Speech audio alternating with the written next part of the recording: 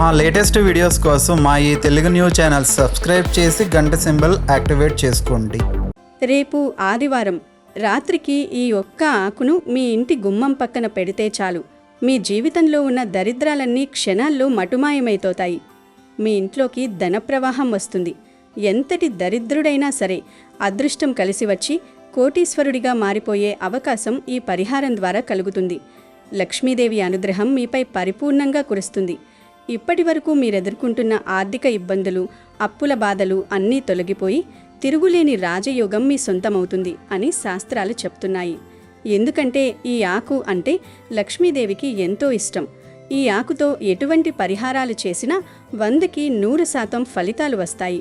ఈ ఆకుకు ఎన్నో శక్తులుంటాయి. సాధారణంగా చాలామంది కష్టపడుతుంటారు, కానీ ఫలితం ఉండదు. అలాంటి వారికి ఈ పరిహారం ఒక వరం లాంటిది. సంపాదన పెరగడమే కాకుండా వచ్చిన డబ్బు నిలకడగా ఉండటానికి ఈ ఆకు అద్భుతంగా పనిచేస్తుంది. ఈ ఒక్క ఆకులో అనంతమైన దైవిక శక్తి దాగి ఉంది. మరింతకీ ఆ ఆకు ఏమిటి, ఆ ఆకును గుమ్మం దగ్గర ఎలా పెట్టాలి అనే విషయాన్ని ఇప్పుడు వీడియోలో వివరంగా తెలుసుకుందాం. అంతకన్నా ముందు ఒక పవిత్ర కథను విందాం. ఫ్రెండ్స్, ఈ వీడియోను ఎక్కడా స్కిప్ చేయకుండా చివరి వరకు చూడండి. అంతకంటే ముందు ఈ వీడియోను లైక్ చేయండి. మీరిచ్చే ఒక లైక్ మాకు ఎంతో ప్రోత్సాహాన్ని ఇస్తుంది. అలాగే కామెంట్ బాక్స్లో జై శ్రీకృష్ణ అని భక్తితో కామెంట్ చేయండి. ఒకసారి లక్ష్మీమాత శ్రీహరిని, ఓ ప్రభు, నా మనసులోని కొన్ని సందేహాలు ఉన్నాయి, దయచేసి వాటిని నివృత్తి చేయండి అని అడిగింది. అప్పుడు శ్రీహరి, దేవి, నీ మనసులో ఉన్న సందేహాలన్నీ నిస్సంకోచంగా అడుగు అన్నాడు. ప్రభు, ఒక వ్యక్తి జీవితాంతం పేదవాడిగా ఉంటాడు. అలాగే కొంతమంది వ్యక్తులు పేదరికం నుండి బయటపడి చాలా త్వరగా ధనవంతులుగా అవుతారు. దీని వెనుక ఉన్న రహస్యం ఏమిటి అని అడిగింది లక్ష్మీమాత. అప్పుడు శ్రీహరి ఇలా అంటాడు, దేవి, నువ్వు లోక కళ్యాణం కోసం చాలా మంచి ప్రశ్నలు అడిగినావు. దేవి, ఒక వ్యక్తి జీవితం పేదవాడిగా ఉండడానికి 4 కారణాలు ఉన్నాయి. ఎవరైతే ఈ 4 అలవాట్లను మెరుగుపరుచుకుంటారో వారిని జీవితంలో ధనవంతుడు కాకుండా ఎవ్వరూ ఆపలేరు. దేవి, వాటి గురించి నీకు ఇప్పుడు వివరంగా ఒక కథ ద్వారా చెప్తాను. అయితే ఈ కథను పూర్తిగా వినాల్సి ఉంటుంది, లేదంటే మహాపాపం తగులుతుంది. కాబట్టి నువ్వు పూర్తిగా వినడానికి సిద్ధంగా ఉంటే నేను కథ చెప్పటం ప్రారంభిస్తానంటాడు శ్రీహరి. ప్రభు, నేను ఈ కథను చివరి వరకు పూర్తి శ్రద్ధతో వింటాను అంటుంది లక్ష్మీదేవి. కాబట్టి ఫ్రెండ్స్, మీరు కూడా ఈ కథను చివరి వరకు పూర్తి శ్రద్ధతో వినండి. ఒక అడవిలో సాధు మహారాజు ఆశ్రమం ఉండేది. ఆయన ఎంతో జ్ఞానవంతుడు మరియు తపోశక్తి సంపన్నుడు. దూర ప్రాంతాల నుండి ప్రజలు ఆయన వద్దకు వచ్చేవారు. దానికి దగ్గరలో ఉన్న ఒక గ్రామంలో ఒక పేద రైతు తన భార్య పిల్లలతో నివసిస్తూ ఉన్నాడు. ఆ రైతు జీవితం కష్టాలతో నిండి ఉంది. అతనికి వ్యవసాయం చేయడానికి చాలా తక్కువ భూమి ఉంది. ఆ భూమి కూడా రాళ్ళు మరియు ముళ్ళ పొదలతో ఉంది. ఆ భూమిలో వ్యవసాయం చేయటం అంత సులభం కాదు. అదే కాక ఆ రైతు ఉదయం ఆలస్యంగా నిద్రలేచి తన రోజును ఎటువంటి ప్రణాళిక లేకుండా ప్రారంభించేవాడు. అతను తరచుగా సోమరితనం కారణంగా తన పనిని వాయిదా వేసేవాడు. ఆ కారణంగా అతను వ్యవసాయంలో నష్టపోయేవాడు. దానివల్ల తన కుటుంబానికి తగినంత ఆహారం మరియు ఆదాయం సరిపోయేది కాదు. తన భార్య కష్టపడి పనిచేసే ఓపిక గల మహిళ. ఆమె ఉదయాన్నే లేచి ఇంటి పనులన్నీ చేసి పిల్లలకు వంట చేసి బడికి పంపించేది. ఆ రైతు భార్య తన భర్త జీవితంలో మార్పు తీసుకురావాలని కోరుకునేది. ఆ రైతు ఒక గుడిసెలో ఉండేవాడు. వర్షాకాలం వస్తే చాలు ఇల్లంతా నీళ్లతో నిండిపోయేది. తన పిల్లల బాధలు చూసి తను ఎంతో కృంగిపోయేవాడు రైతు. తన కూతురు బాగా చదివేది, కానీ పై చదువులకు ఆ రైతు దగ్గర డబ్బులు లేవు. ప్రతిరోజు మంచి ఆహారం లేకపోవటంతో తరచూ ఆ పిల్లలు అనారోగ్యాల బారిన పడేవారు. ఆ రైతును ఆ స్థితిలో చూసి కొంతమంది గ్రామస్తులు ధైర్యం చెప్పేవారు. మరికొంతమంది ఇదంతా అతని సోమరితనం వల్లే అని తిట్టేవారు. ఆ రైతు చాలా నిరాశ చెందాడు, నిస్సహాయంగా ఉన్నాడు. ప్రతి రాత్రి అతను తన జీవితం ఎప్పుడు మారుతుందో అని ఆలోచిస్తూ నిద్రపోయేవాడు. కానీ మరుసటి రోజు ఉదయం అతను మళ్ళీ అదే దినచర్యను అనుసరించేవాడు. ఒకరోజు ఆ సాధు మహారాజు గురించి ఆ రైతు భార్యకు తెలిసింది. ఆమె తన భర్త దగ్గరకు వెళ్ళి, ఏవండి, ప్రజల సమస్యలను ఒక సాధు మహారాజు పరిష్కరిస్తున్నాడంట. మీరు కూడా ఆయన దగ్గరకు వెళ్ళండి.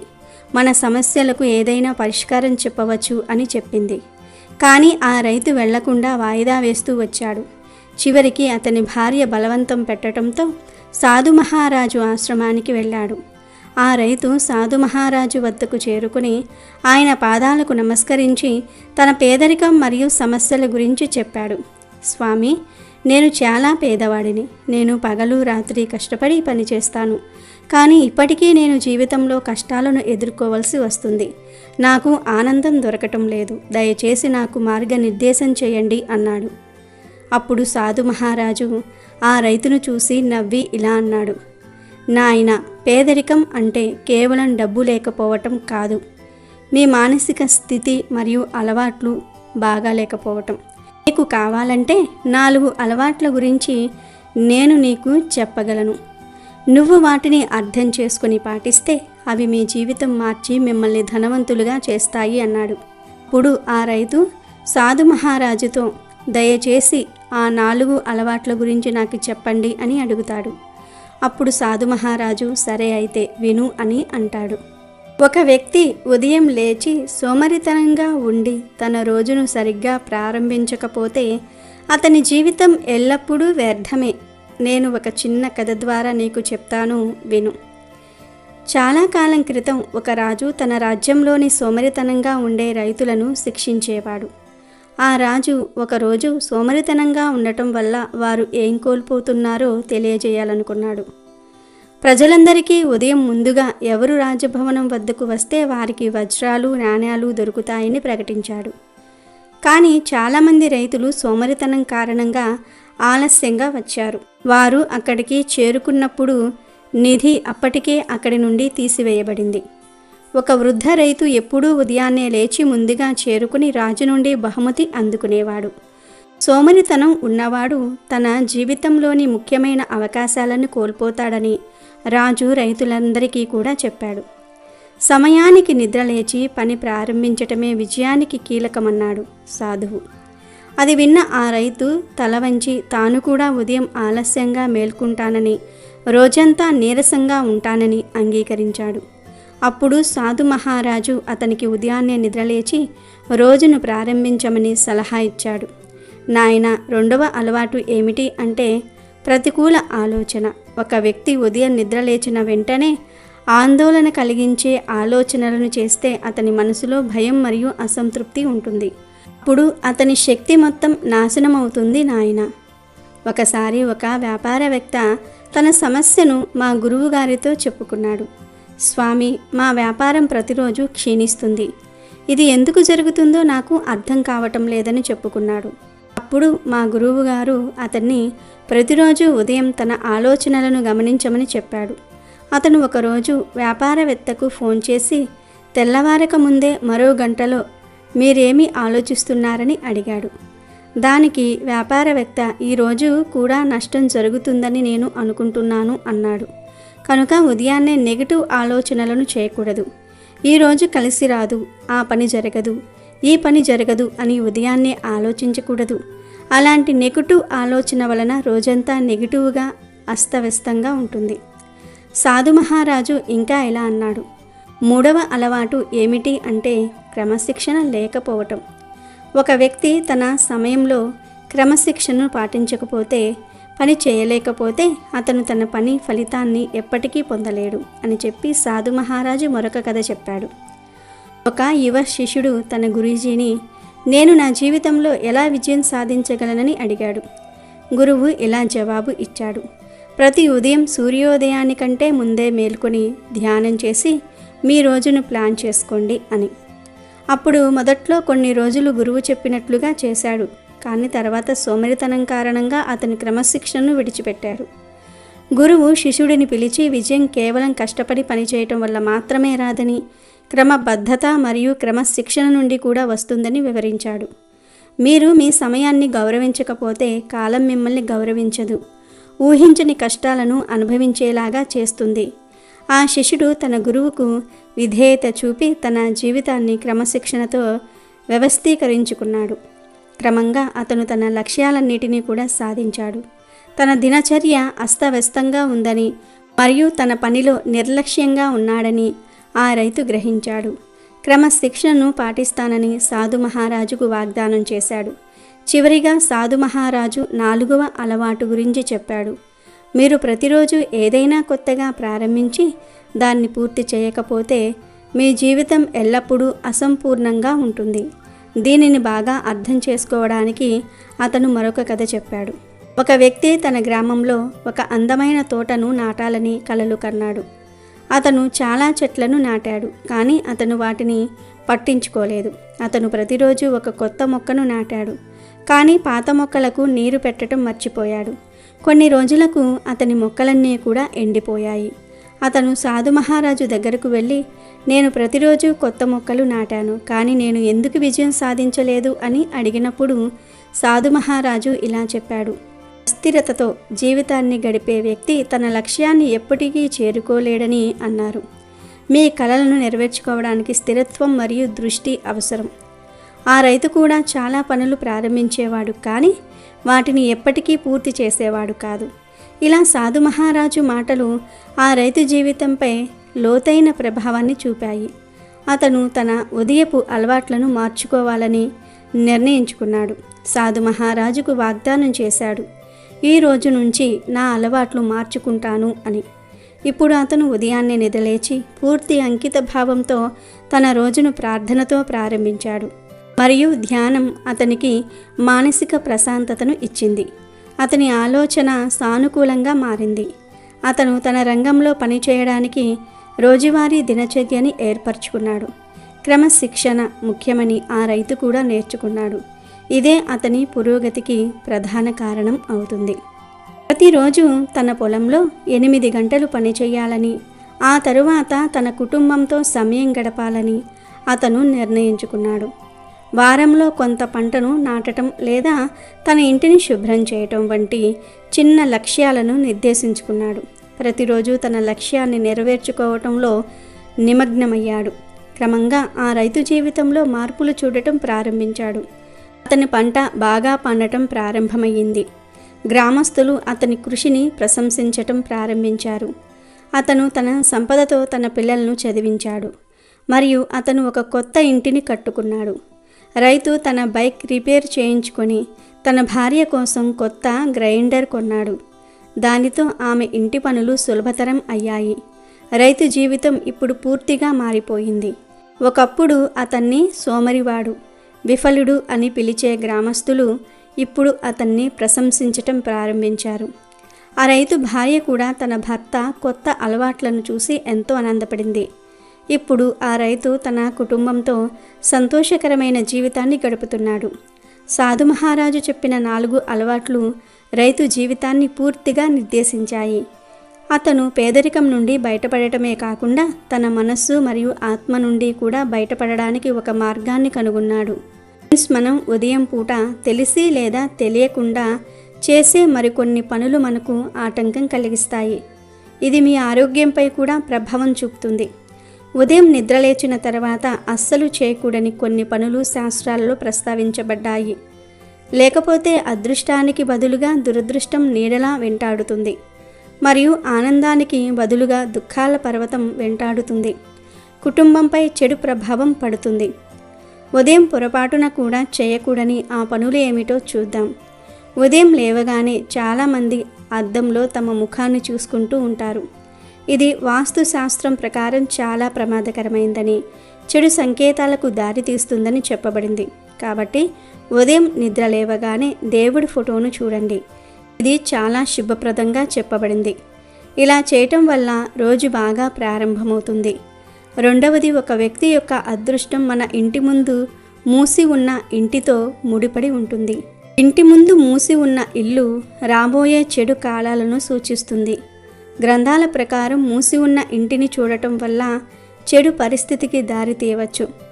అయితే ఇది రోజులోని ప్రతి పనిలో ఆటంకం కలిగిస్తుంది మరియు చేసిన పని కూడా చెడిపోతుంది. ఫ్రెండ్స్, ఉదయం నిద్రలేవగానే మురికి పాత్రలను చూడటం వల్ల శరీరంలో ప్రతికూల శక్తి వస్తుంది. శాస్త్రాల ప్రకారం రాత్రి వంటగది శుభ్రం చేసిన తర్వాతే నిద్రపోవాలి. ఇంట్లో మురికి పాత్రలు ఉండటం వల్ల పేదరికం వస్తుంది. ఎందుకంటే లక్ష్మీదేవి స్వయంగా వంటగదిలోనే ఉంటుంది. ప్రతి పూట వంటగదిలో మురికి పాత్రలను శుభ్రం చేయకపోతే లక్ష్మీదేవి ఆ ఇంటిని శాశ్వతంగా వదిలివేస్తుంది. తద్వారా ఇంట్లో పేదరికం ఉంటుంది. రాత్రిపూట వంటగదిలో మురికి పాత్రలను ఎప్పుడూ ఉంచవద్దు. అలాగే ఉదయం నిద్రలేచిన తర్వాత మీ సొంత నీడను లేదా వేరే ఒకరి నీడను చూడటం మంచిది కాదని శాస్త్రాలు చెప్తూ ఉన్నాయి. నీడను చూడటం చెడు సంకేతంగా పరిగణించబడుతుంది. నీడను చూడటం వల్ల ఒక వ్యక్తిలో ఉద్రిక్తత మరియు భయం ఏర్పడుతుంది. రోజంతా పనిచేయటంలో ఇబ్బందులు ఉంటాయి. ఏకాగ్రత దెబ్బతింటుంది. చివరిగా జంతువుల యొక్క ఫోటో. మీరు నిద్రలేవగానే ఆవును చూస్తే అది చాలా శుభప్రదంగా భావిస్తారు. కానీ గ్రంథాల ప్రకారం ఉదయం లేవగానే ఏ హింసాత్మక జంతువు చిత్రాన్ని చూడకూడదు. ఇది సంబంధాలలో దూరాన్ని సృష్టిస్తుందని మరియు వివాదాలకు దారితీస్తుందని శ్రీహరి లక్ష్మీమాతకు వివరించారు. ఇది విన్న లక్ష్మీమాత ఎంతో సంతోషించింది. విష్ణుమూర్తికి ధన్యవాదాలు తెలుపుతుంది. ఇక అసలు విషయంలోకి వస్తే మన చుట్టూ ఉండే ప్రకృతిలో ఎన్నో రహస్య శక్తులు దాగి ఉన్నాయి. ముఖ్యంగా కొన్ని మొక్కలకు, ఆకులకు గ్రహదోషాలను, వాస్తుదోషాలను తొలగించే శక్తి ఉంటుంది. మనం ఇప్పుడు చెప్పుకోబోయే ఆకు మరేదో కాదు, అత్యంత పవిత్రమైన వేపాకు. వేప చెట్టును మనం సాక్షాత్తు ఆదిశక్తి స్వరూపంగా భావిస్తాము. వేప ఆకులకు ఉండే శక్తి సామాన్యమైనది కాదు. వేపాకు అనేది కేవలం ఒక ఔషధ ముక్క మాత్రమే కాదు, ఇది ఒక ఆధ్యాత్మిక ఆయుధం. మన ఇంట్లో ఉన్న నెగిటివ్ ఎనర్జీని, అంటే ప్రతికూల శక్తిని బయటకు పంపి సానుకూల శక్తిని లోపలికి ఆహ్వానించడంలో వేపాకు అగ్రస్థానంలో ఉంటుంది. వేప చెట్టు బాలి పీల్చినా, ఆ చెట్టు నీడన నిలబడినా మనకు ఎంతో ఆరోగ్యం లభిస్తుంది. అలాగే ఆధ్యాత్మికంగా చూస్తే వేప చెట్టు ఉన్న ఇంట్లో దుష్టశక్తులు అడుగు పెట్టలేవు. మన జీవితంలో మనం అనుభవించే కష్టాలను, కడగండ్లను తుడిచిపెట్టి ఐశ్వర్యాన్ని తెచ్చిపెట్టే అద్భుతమైన శక్తి ఈ వేపాకులకు ఉంది. ఇంటి దగ్గర వేప చెట్టును పెంచుకోవడం వల్ల ఆ ఇంట్లో ఎప్పుడూ ప్రశాంతత ఉంటుంది. వేప మన జీవితాన్ని అద్భుతంగా మార్చేయగలదు. ముఖ్యంగా ఆర్థిక ఇబ్బందులతో సతమతమయ్యేవారు వేపాకుతో ఈ పరిహారం చేస్తే లక్ష్మీదేవి కటాక్షం ఖచ్చితంగా లభిస్తుంది. వేపాకులోని చేదు మన జీవితంలోని కష్టాలను హరిస్తుందని, దానిలోని పవిత్రత మనకు శుభాలను చేకూరుస్తుందని పెద్దలు చెబుతుంటారు. ఈ ఆదివారం రోజున మీరు చేసే ఈ చిన్న పరిహారం మీ తలరాతను మార్చేస్తుంది. ఆదివారం సూర్య భగవానుడికి ప్రీతికరమైన రోజు. ఈ రోజున చేసే పరిహారాలకు ఫలితం చాలా త్వరగా కనిపిస్తుంది. ముందుగా మీరు ఆదివారం పగటిపూట, అంటే సూర్యుడు ఉన్న సమయంలోనే ఒక వేపాకు రెమ్మను కోసుకొని రావాలి. ఈ రెమ్మ తాజాగా ఉండాలి. ఎండిపోయినవి లేదా పురుగు పట్టినవి తీసుకోకూడదు. ఇలా తెచ్చుకున్న వేపాకు రెమ్మను శుభ్రంగా కడిగి పెట్టుకోండి. ఆ తర్వాత ఆదివారం రాత్రి పడుకునే ముందు ఒక ప్లేట్ తీసుకోండి. అది ఇత్తడి ప్లేట్ అయినా లేదా స్టీలు ప్లేట్ అయినా పర్వాలేదు. ఆ ప్లేట్లో మీరు తెచ్చుకున్న వేపాకు రెమ్మనుంచండి. ఇప్పుడు ఆ వేపాకు రెమ్మ మీద కొద్దిగా ఉప్పును చల్లండి. ఉప్పుకు నెగటివ్ ఎనర్జీని గ్రహించే శక్తి ఉంటుంది. మన ఇంట్లో ఉన్న దరిద్రాన్ని ఉప్పు లాగేస్తుంది. ఆ తర్వాత ఆ ప్లేట్లో 2 దాల్చిన చెక్క ముక్కలు వేయండి.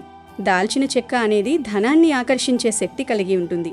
ప్రపంచవ్యాప్తంగా ధనప్రాప్తి కోసం చేసే తంత్రాల్లో దాల్చిన చెక్కను ఎక్కువగా ఉపయోగిస్తారు. వీటితో పాటు ఆ వేపాకుపై చిటికెడు పసుపు మరియు చిటికెడు కుంకుమను వేయండి.